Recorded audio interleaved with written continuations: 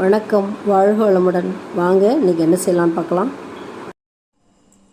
Hello friends, welcome to food mom kitchen.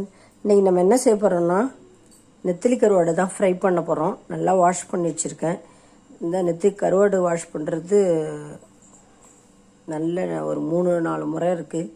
Lemon, தயிர், vinegar, உப்பு, மஞ்சத்தூள் எல்லாம் போட்டு நல்லா கவுச்சி இல்லாமல் நல்லா முக்கால்வாசி கவுச்சி போய்டும். அதில் நல்லா க்ளீன் பண்ணி கழுவி வச்சுருக்கோம்.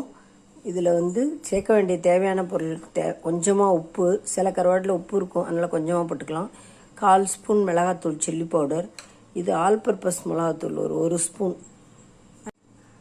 ஃப்ளேவர் கொடுக்கறதுக்கு எப்பயும் சோம்பு, அதனால் ஃப்ளேவருக்கு சோம்பு போட்டுக்கலாம்.